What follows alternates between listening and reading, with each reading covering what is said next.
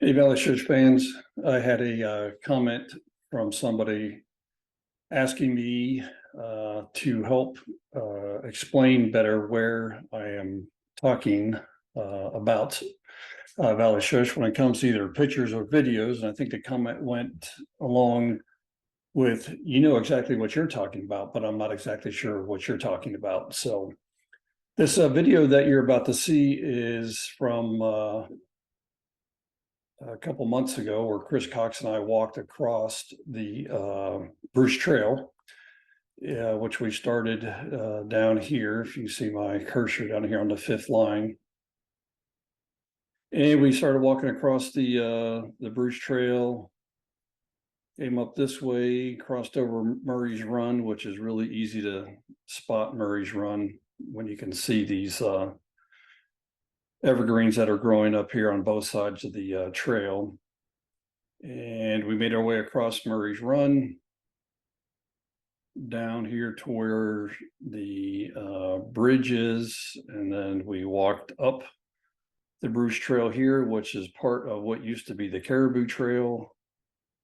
And then we continued on the Bruce Trail along through here. This is actually the Bruce Trail as well. And this was at one time a ski run as well. I'm calling this the Caribou Bypass.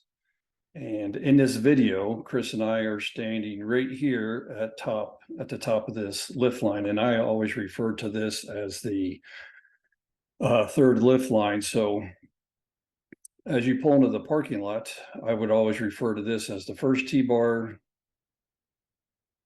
And then I would always call this the main lift line here. And then I refer to this as the third T-bar. So when Chris and I are standing up here, we talked about, or I asked us some questions about these ski runs. So this run here was a glade that you'll hear Chris talk about. And then this trail here, which I'm calling the Caribou Bypass, you'll hear Chris talk about that.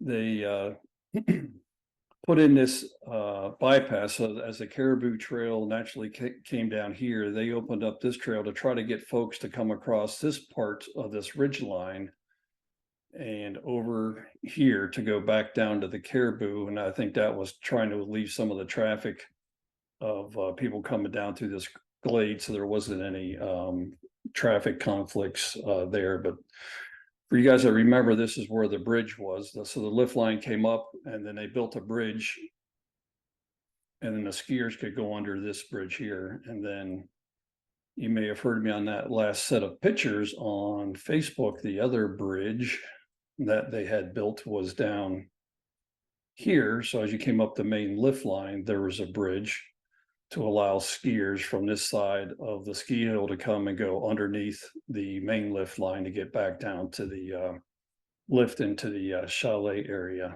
down here. So this area right up here in this video is where Chris and I are talking.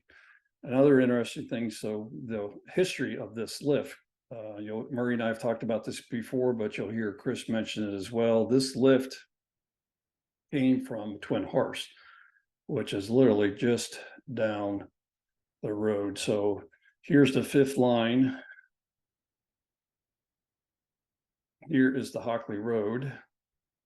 And as you go out the Hockley Road, this is where you can see here where Cedar Highlands was at one time back in the day, Cedar Springs / Cedar Highlands. And as you continue out the Hockley Road, this is the Hockley Road. This is the airport road over here. This was the former location of Twin Horse, and this is where the ski run used to be. That they so Twin Horse was in business probably from the late 50s up through about 1974, 75 is when Chris and the other guys from Valley Schuss went over and disassembled the lift that ran right up here. And at this time, they moved it over to Valley Schuss. While we're over here, one of the things that they pointed out in the past was Twin Horse wanted to run the lift all the way up here to the top of Kate's Peak, but that was on a different piece of land, so they were unable to do that. So, but it's interesting how easy it is to still see Cedar Springs, Cedar Highlands here But anyway, that is the origins of the lift when Chris and I are over here talking. Enjoy the video. Of unusual. Well, first of all, this T-bar came from Twin Horse. Yes, although it had been renamed Aspen before. Okay. Before it had been shut down. But originally it was Twin Horse. Doug Frid's family bought that that land and built the tows, subsequent from rope tows to T-bars. So it was built, I believe, by Greening Donald. Okay. Which had been one of Doug Frid's father's companies. Oh, that's right. Yep, that's true. So anyway, you helped take it down, correct? We took it down, yep. And we brought it over here. Actually, the top station and the bottom station stayed as they were built by them. But all of the intermediate towers, they'd been a variety where the wheel sections were bolted to the towers, one higher than the other, similar to the way Hull made their T-bars at the time. But Lloyd arranged for the company that he used to work for to take all of those, cut some of them, well, most of them cut them shorter, weld them back together when we needed, because it went quite a bit further here than what it did at Twin Horse. Okay. And then we capped it off with the same types of bogie wheels and cross arms that we had on our other tow, so that everything was interchangeable. And one thing we did change after the first year, we were unloading right at the bull wheel, which was, I don't think anybody had ever done it with a T-bar before. And when Greening Donald built the tow, they put a six foot bull wheel at the top, and I believe at the bottom as well. But the cables were 8 feet apart, so it had to turn in. So it made getting off a little bit more difficult, because after the last tower, the trail couldn't narrowed in. So Lloyd found 8 foot bull wheel that had been taken out of commission at Blue Mountain. And the summer after we first ran this, we drove up to Blue Mountain and brought that 8 foot bull wheel back. Okay. We drove up there, another guy that was working for us, Doug Arstead at the time, we drove up there in his half-time thinking we could bring it back, but there was no way. So we ended up taking 2 trips, next time with a big trailer that we could bring it back on. Okay. So I can't remember how many extra feet of cable we added into the cable that we brought from Twin Horse, but as it runs for the first little while, the wire rope gets a little stretched. So the counterweight was at the bottom of this hill, and through the winter it kept getting lower and lower until it actually was resting on the ground by the time of the summer. And we were worried that we were going to have the splicer come back up, because it was a big deal. Splicing the cables is a real art. We were worried we were going to have him come back up and shorten it. But when we put the 8 foot bull wheel on the top, it raised that counterweight like 2 feet off the ground. It was just that good fix. Just that difference. Yeah. You wouldn't have thought that a little change like that would result in such a difference. Yeah.